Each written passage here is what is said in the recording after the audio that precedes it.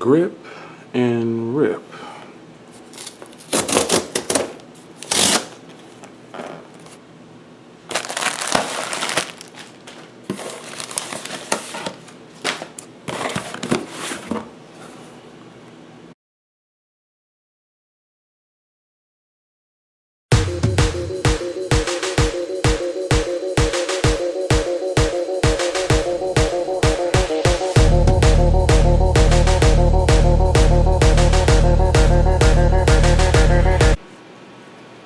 Alright guys, welcome back to another video. This is probably one of the most anticipated devices I've ever had to deal with whenever doing this tech stuff. So I'll go ahead and power on here, and I'll give you a hardware tour. There's the power on screen, Samsung Galaxy Note 7, powered by Android. You'll see a lot of coverage on this phone, so just kick back and relax, and I'll bring the videos as they come. So you've got along this side, first of all, this is the coral blue. And it's like a trimmed in gold metal chassis, and then you've got the blue glass front and back, Gorilla Glass 5. So let's start on the front here. You've got the iris scanner, front-facing camera, proximity sensors, and a speaker grill. And on the bottom here, you've got the fingerprint reader, doubles as a home button, and you got back and home, or excuse me, back and recent. And then on this side, you have the power button. I'll zoom a little bit. Get a better view. I wish they would make a ridged power button, because that's kind of becoming a standard for me. I'm used to seeing a phone with a ridged power button, and I'm really getting used to that, so I'm not searching, but at least the power button is over here by itself, so that's good. On the top here, you've got SIM card tray, doubles with a SD card slot. You've got a microphone there. On this side here, you've got the volume rockers, famous split there. And then on the bottom here, this is a Note, so you've got the S Pen, which is water resistant now. This coral blue pen looks like it's a little bit different color from the phone, but the phone at different lights, at different angles when it hits the light, it looks really good. But the pen, you know, this would have been really hot if Samsung would have made the phone this matte blue like this. Oh, that would have been sweet. Or did it like all metal with that matte blue like that, and then kill the gloss. The gloss really kills it for me, because that means I have to put on a case or a skin. You've got the speaker down here, microphone. They finally switched over to USB Type-C, and they still give us a headphone jack, which is pretty sweet, because you know I like having a headphone jack. It doesn't matter if I get one or not, but it's more convenient because I have a lot of things that are 3.5 millimeters. So you got the antenna bands here. I like how they incorporated like so. And on the back here, obviously you've got that 12 megapixel camera that you see on the S7 and the S7 Edge. This phone has 12 gigs of RAM, it has a 12 megapixel camera, 4 gigs of RAM, a 3500 milliamp hour battery. The front is a 5.7 inch Quad HD display. Same as you would find on the S7 Edge, except this one's just a little bit bigger. And some of the older Notes have Quad HD displays. Again, this has always on display. It does rock TouchWiz. You guys know I'm a huge fan of TouchWiz. It doesn't really bother me that much. Unfortunately, this doesn't have the Exynos processor. It's kind of a bummer, but what can you do? The 820 is a tried and true processor, and that's probably why they went with this one. It's probably more cost effective for them in the US as well. You got the new TouchWiz UI, not much different, a little bit tweaked. It does have 6.0.1, and there's a planned upgrade to 7.0 soon. I don't know when. But it does run, like I said, the Snapdragon 820. This has 4 gigs of RAM, 64 gigs built in. It can take up to a 256 gig card. It packs the Adreno 530 for graphics. Now, unfortunately, Samsung has not incorporated adaptable storage yet. I really hope that they do. Maybe this is just my unboxing, so maybe after playing with this, I'll find that it has some tweaks for adaptable storage. I haven't heard anything about that yet, though, so I'm hoping they put that into play soon. Fast charging, you know, that's not too much I want to get into, but let's get this thing set up. It comes in coral blue, silver titanium, and black onyx. And I had originally ordered the black onyx for myself. Now I'm going to go through the setup, and I'll get you to the home screen. So real fast here, there's an option here now in the setup of TouchWiz where you can choose large or small icons. So you can see the difference there, how they are. And that's pretty good.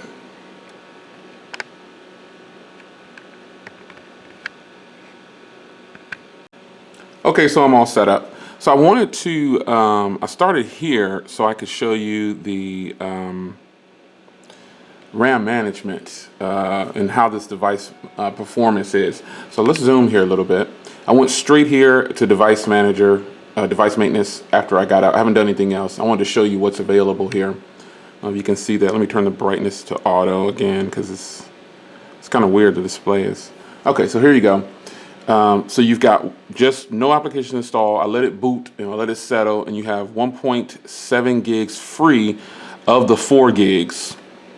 And I did that for comparison because I want to show you what's available on another device that's Quad HD and 4 gigs of RAM on first boot. And get to it here.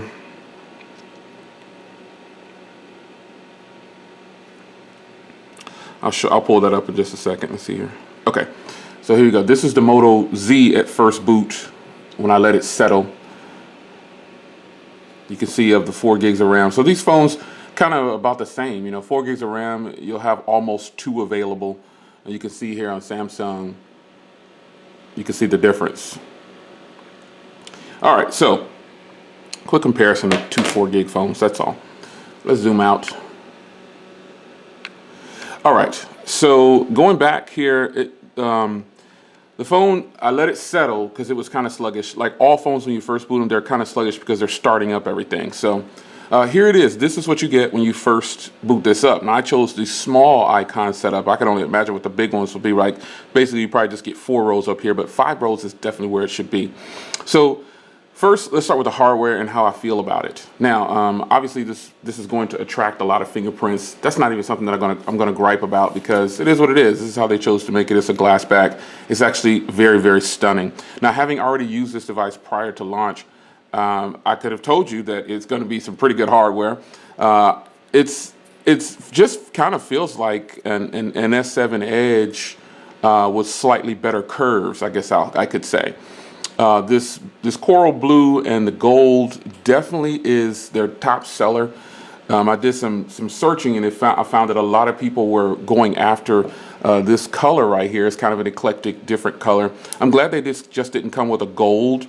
It's time to do something different. Black, silver, and gold is getting kind of played out. Do something different. Take a risk. I'm sure people would love the green version that they had of the S6 Edge. That should have been implemented a lot better because it didn't get any traction. Nothing in the US. If it would have come to the US, it would have sold pretty good like this. But this coral blue is actually pretty stunning in person. The camera might not do it justice. Maybe I can pop up some close-ups here in this part of the video so you can really get a feel for it because I'm not doing it justice here by showing it to you like this.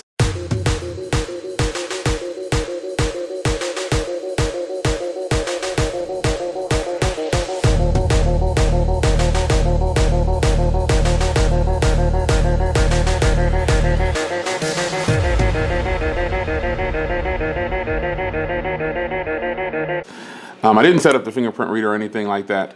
However, this phone is pretty fast. I've already said that you don't need 6 gigs and 8 gigs of RAM on a phone, but it's very nice to have that. So your applications in the phone will run a lot smoother. The OnePlus 3 is a great example of that. That phone is smashing pretty much everything out here when it comes to RAM management. So the selling point now, this phone has the Edge functionality. You get basically the same functionality you get from the Samsung Galaxy S7 Edge and the Note Edge before. The Note Edge was actually a pretty hot device, man. It's just, it didn't get the traction it should have gotten. One of those things where it's a beautiful thing and, a lot of people loved it, they got it. But for those that didn't know about it, didn't really show it any attention. So, but this phone is fast. At first glance, you might not think there's any bloatware on here, but Amazon is on here, and they've got WhatsApp in here. Now, what they're doing is they're grouping together and putting applications on the phone that they think might be something that you're going to install anyway. But not being able to uninstall them is really bad. So you've got Instagram on there, and you've got in this T-Mobile folder. T-Mobile is toning it down. They don't have a lot of bloatware. But you got your device unlock, just the normal stuff from T-Mobile, so that's not bad. When you go over to the Samsung folder, you get all of this right here, which you might probably use. The Samsung browser, I don't know very many people that use that browser. I use it sometimes, but not a lot, so that's something that should be able to get uninstalled. Let's see if they've given us that ability yet. Nope. So that's just kind of one of those things. But other than that, you know, the bloatware isn't really bloatware, I guess. There's some things that I just immediately disable. Like I don't need Android Pay and Samsung Pay. I don't need that because Samsung Pay is where it's at. That's one of the best, I think, if not the best. Let's pop open what this phone is about, which is the S Pen. New functionality with the S Pen here. They've given you some different options. I want to click here and show you this is how it's set up now. If you don't remember the other version of how this used to be, I'm trying to get the screen right for you so you can kind of see it better. It's just not working. But they've given us a different layout pretty much for this, and you can put anything over here. You can take all of this off, and then you can put whatever you want over here. So I'll just add Facebook over here, and then look, you can put more over here. So let's just grab Gmail, and you can see you can have 6 of them on here. But nonetheless, that is that part of the functionality of the S Pen. So you can see now I have 6 on here. I can take all these off, like I said before, and switch them to what I want. So I just added those just to show you. Screen write, smart select, create a note. These are all, you know, pretty much standard for the note line. This looks a heck of a lot better than before. Let's check the sensitivity of the pen.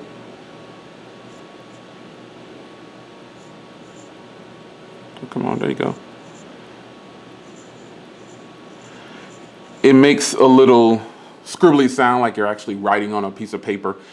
But yeah, I mean, it's good. The functionality is good. I mean, it's the S Pen. What can I say about it? More details on the S Pen later, but I think it's more stunning to finally be able to show you this device on my channel. And I said that this was my top hardware right here in a device. Now here, let's look at these next to each other. I just happen to have this phone by me, that's all. This is a 5.5-inch Quad HD display, and this is a 5.7. So the form factor on the Note definitely is a little bit more narrow, just a hair narrower. And then as far as height, the Note is a little bit, the Moto Z has like a curve. So that's why it appears to be a little bit, just a hair bit, got a little bit of lip on the top there. But other than that, man, I mean, I think both of these are hardware kings, I guess I want to say. I do prefer, the narrowness of the Note 7 makes it a little bit more easier on the hand, but it's really smooth, feels pretty good too. I'll do a camera comparison of those shortly, so I can kind of get a feel of how I like the camera on the Note 7 compared to the Moto Z. So it's your man Jay Will, just my unboxing and hands-on. I can tell you the phone is pretty smooth, it's pretty fast. Again, having used it already prior to the launch, it's kind of one of those things where I'm just waiting for everybody to get their opinion on how they feel about it, but I do need to showcase it on the channel. So this is the Note 7, my unboxing and first hands-on. No, I'm not going to demo the iris scanner. I'll leave that for another video. I know some people might say, he didn't even demo the iris scanner. I don't want to demo the iris scanner yet. I just kind of went through the first setup for you guys. But there it is. The coral blue is stunning in person. So let's get on to some case reviews and unboxings, things like that, because I have tons of OEMs that have sent me products to review. So I'll look for those as well. It's your man Jay Will, Note 7 unboxing hands-on. There it is.